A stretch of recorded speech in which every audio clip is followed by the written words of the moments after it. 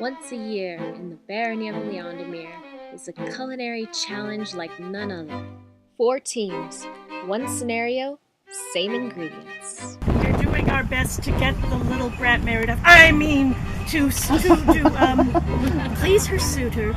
Each team will spend hours out in the elements battling icy winds to perfect and present their dishes at the end of the day. This is the annual Cast Iron Chef Lyondemere.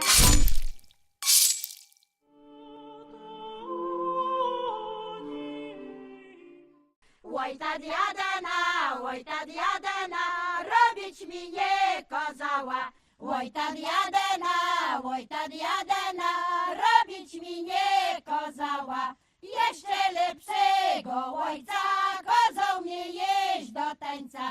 Jeszcze lepszego ojca kazał mnie jeść do tańca. Wojta diadena, kazał mnie jeść do tańca. Wojta diadena, kazał mnie jeść do tańca. Jedzę Toruniu, jedzę, potańcuj se, je przyjdzę. Jedzę Toruniu, jedzę, potańcuj se, je Tell us what you're doing. How are you progressing? The great Polish national dish, documented with a 600-year-old urban legend. What's it called? Bigos. Pork shoulder, root vegetables, a lot of spices. Nowadays they use allspice. Today I just used all spices. To go with it, we have kapika.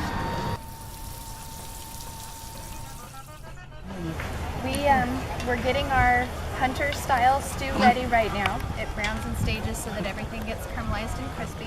The hunter's-style stew has herbs and spices in it, and it has prunes, so it's kind of a sweet, spicy, thick, savory thing, but more on the sweet, spicy side. So with the millet, we're going to prepare it kind of a more savory way. It'll be done with some onion, and so it'll be just a sauce or oil for the stew.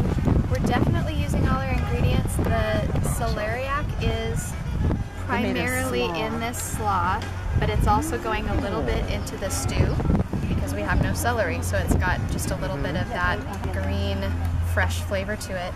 It's bacon. Bacon! This is Lady Grace Bywater's project, and she did the research, and she's actually taught me how to do this. So we're stuffing it. This is Gruyere and chard. The nice thing about the whole wheat flour is the whole wheat flour has a tendency to stick more easily if you're making something like this than if you're using regular flour, which I love. So what are you dipping them in? Beer and salt. Okay, just beer and salt. Okay. Wheat, and it's wheat beer. And- Now, actually, And caraway? Needs to be at 145 and cold there for about a few minutes. you have 2 minutes for us? I have 4 minutes for you. Okay, 4 minutes As then. many minutes as you want. Go ahead. Just tell us what you're doing. How are you progressing? Okay, well, I see you're now grinding nuts. we've gone from grinding the millet into flour, and now we're doing nuts into powder. Our Dutch ovens are now being in use. We're now boiling down our court dish of baked fruit, which is something like a modern-day cobbler meets a medieval pudding.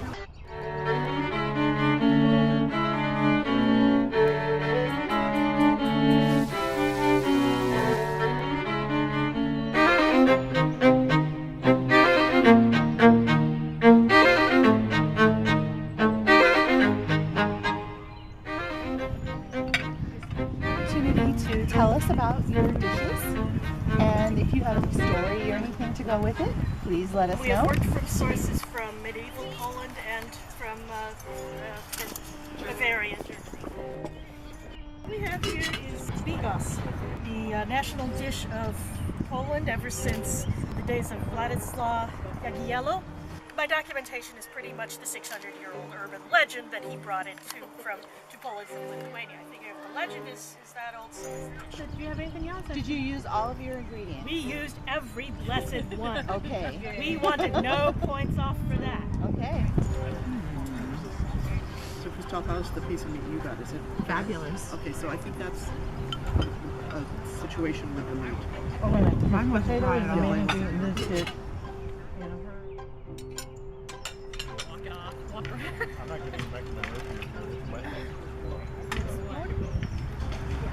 many calories is a tear? I mean, you must have gotten some rid of some. It's just lacking something. It smells fabulous though. The strawberries don't taste like strawberries.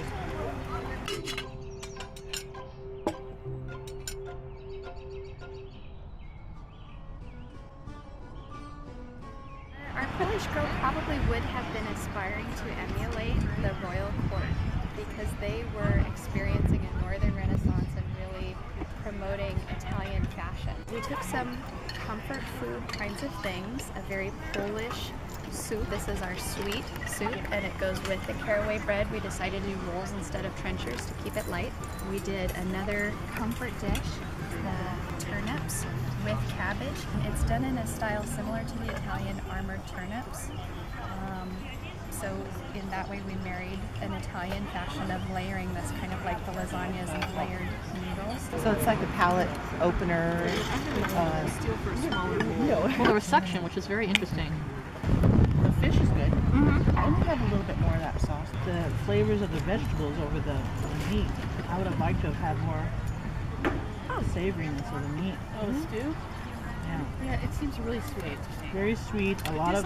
It's supposed to be though. She specified that it was a sweet stew with a savory mill in it. Just trying to... It's not bad. It's delicious. Tell us about your dish, whatever story or whatever you want to say. I put myself in the mind of the young lady in love and how she would want to impress her new suitor as best she possibly could, while still sticking true to her native roots of the majestic Poland. At the same time, trying to appeal to his very German taste. So I selected several dishes that I think both represented the noble side of Poland's diet, but as well as the common, rustic, everyday sort. For everything from the roast meat cut in the Hungarian style, as was very fashionable in the courts of 1550, but also the rustic peasant stew of cabbages and turnips and spices.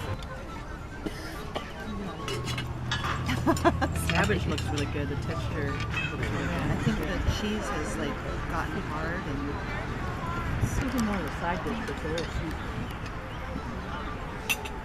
Looks good.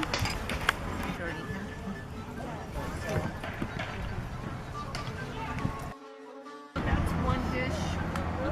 Yes, one dish, and with it goes the mustard sauce, the green mustard sauce, parsley. And the fish, and the radish salad, our dish, as is mentioned in our documentation. Okay.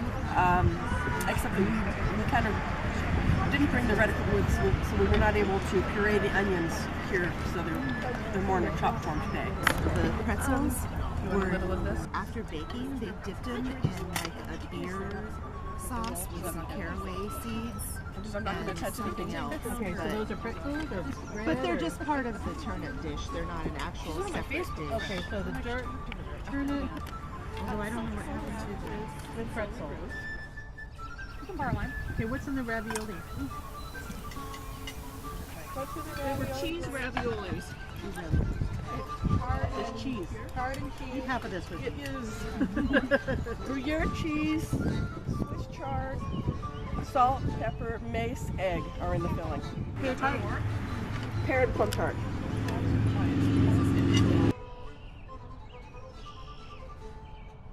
The scenario was Poland and Germany, and they all did so great. Team number 3. That's you.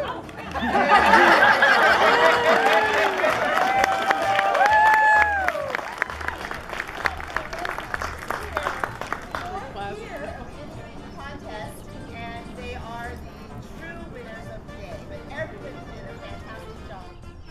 And thus concludes this year's Cast Iron Chef. Cast Iron Chef, making your meals medieval style. No, you gotta make it sing. She wants to do the voice, you make it move. That's sad.